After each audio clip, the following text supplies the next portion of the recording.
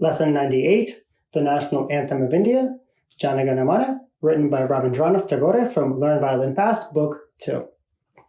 I teach a lot of students whose background is from India, and I think it's very important when you learn a musical instrument to try and learn about your culture. So whatever country you might be from, try to just Google national piece of music, whether it's Star Spangled Banner, or from India you have Jana Gana Mana, or any other song that is cultural, because it's very important to learn about our own culture, where we come from, and music is one of the best ways to do that. So I think if there's two big things that identify cultures, it's music and food. So by learning just about different cultures or about your own culture through music is one of the best ways to really just get to know different places around the world, because they're all so different. So the Jana Gana Mana is very, it's a longer song. You'll notice that songs are now, and our pieces are getting longer. There's no longer 3 or 4 lines. As you get more advanced, you will get longer and longer pieces still. It uses mainly D string. There's a few notes on the G string, and there's a few notes on the A string. And it does switch from low twos and high twos quite a bit. So remember, if you're on the G string, you're going to be a high two. If you're on a D string, you're going to be mostly low twos, but there are a few notes that have sharps. And remember that accidentals last until the end of the measure. And if you point your attention to measure 21, second to last line, you notice we have 16ths, which we haven't really had a lot of yet up until now. So measure 21, you have a low 2 and 1, and then you have a ta, ti, ti, ta, ti, tika. So it's... So those fast notes are on the slur, so just know that they're very quick, and you just play the low 2. So it's a low 2. Right? There are some bow lifts here. There's high twos and low twos. Here it is. This is Jana Gana Mana. I believe there is more than one version of this.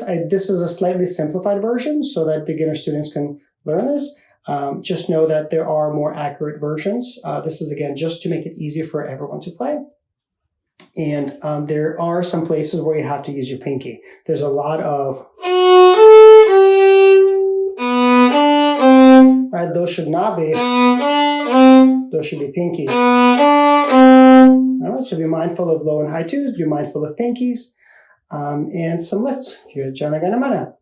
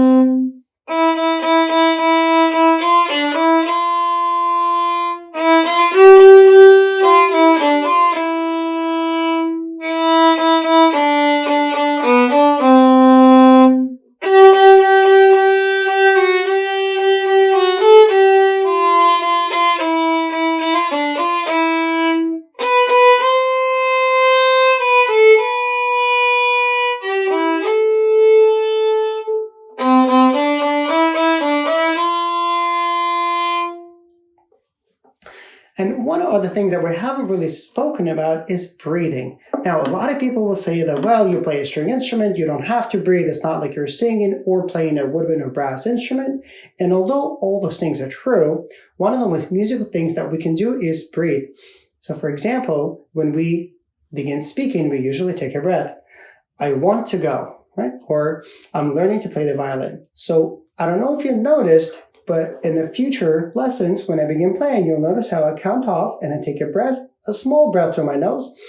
And when we take a breath, right, a chest cavity fills in, our diaphragm goes down, and our hands actually, it's almost like I'm conducting. So the breath is very important. So we should breathe with music when we play, even though we don't actually have to breathe when we begin playing, because we're not relying on air. All right. And also, when we take a breath, that's called a cue. If you play with others, it'll help you to hear each other and play more together. And believe it or not, for the audience, it really helps as well. Imagine you go to a concert, you sit down, and the orchestra just starts to just play. And you're like, I wasn't ready. Right? So breathing lets audience know that you're beginning now. So it not only is good for us to relax, it helps us to prepare, and it helps us to be together. If we play with others, it also helps the audience know what is going on and when we're beginning to play. Thank you for watching. Again, if you're finding this helpful, please check out the books on Amazon. Please leave a comment. Please like, subscribe, and I'll see you in the next lesson for Liberty and American Hoedown.